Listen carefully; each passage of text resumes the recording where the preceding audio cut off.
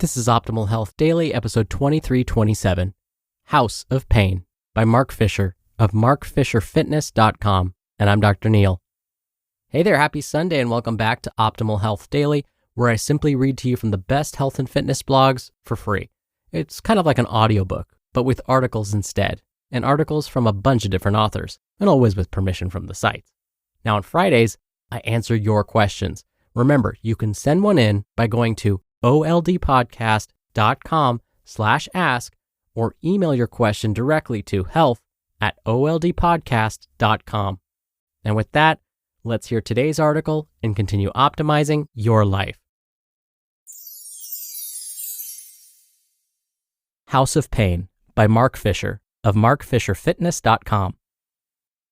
At Mark Fisher Fitness, we're a big believer in fun. Not plain old vanilla fun. Fun with triple exclamation points. Fun with capital letters. We believe ridiculousness is an important element of fitness and life success. We pride ourselves on an anything-goes, outrageous fitness environment where pants are accepted but strongly discouraged. There is, however, one thing we do not joke about, and that's safety. For folks new to Mark Fisher Fitness, sometimes this can require a lot of patience. Not only are we conservative with weight until we can create solid technique, but we also strive to make ninjas aware that pain isn't normal. If exercise hurts beyond the normal discomfort of working out, something's up, and we need to get the ouchie addressed ASAP. I would be so much cooler if I was into House of Pain, but instead, I'm listening to the original cast recording of the off-Broadway musical Giant. There's no way to have optimal movement with pain, as your body will do whatever it needs to do to avoid hurting. Usually this means less than ideal patterns of movement, which often lead to overstressing another part of the body until it too starts to feel pain. We've developed a reputation as a go-to place for folks who've experienced chronic injuries. Thanks to our studies in the white magic mysticism of injury reduction and rehab protocols, we feel great about handling just about anything at this point. To be clear, if you're actually hurting, we need a physical therapist or other clinician to help you out and address the pain. But when it comes time to start moving again, we love helping folks inch back into the waters of fitness. We love teaching them better patterns of movement, and we love nurturing them through the very understandable fear that usually accompanies this process. That said, you should know, pain is quite mysterious. What is pain? Part of the issue is that pain is still not completely understood.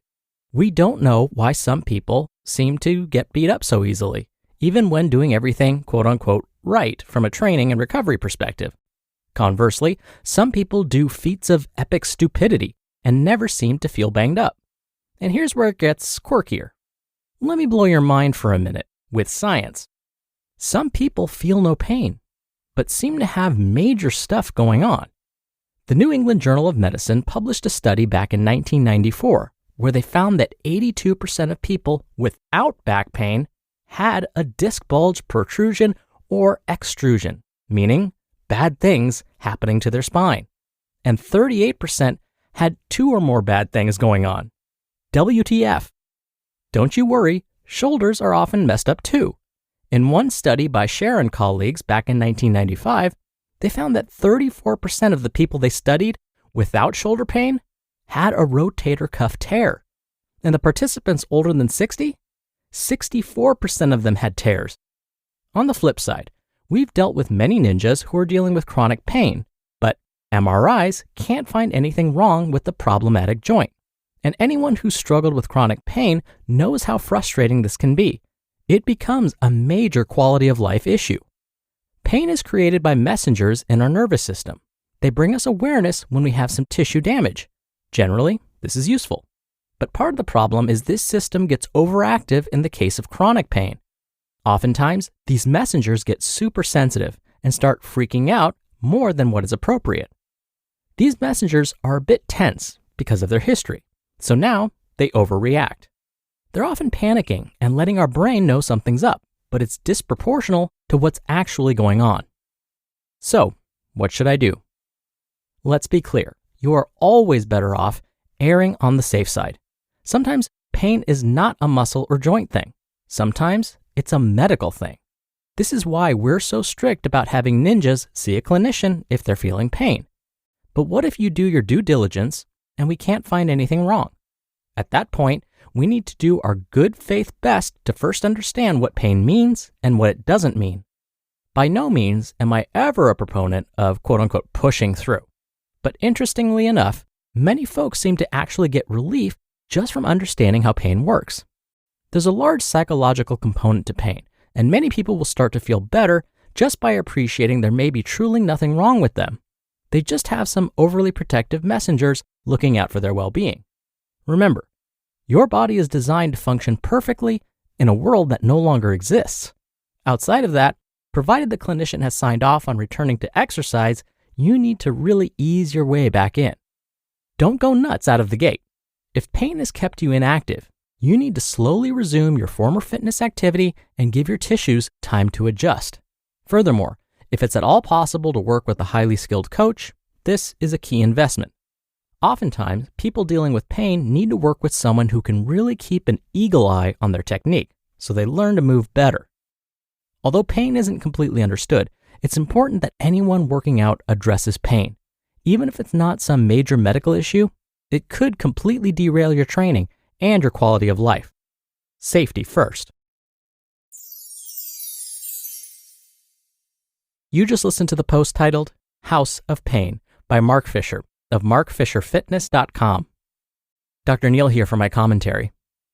Pain that you experience while working out is definitely a sign that it's time to stop. But it doesn't mean you need to stop the workout. I'll explain. Pain can be temporary, like a warning signal. Your body's saying, whoa, we didn't like that thing you just did, don't do that again.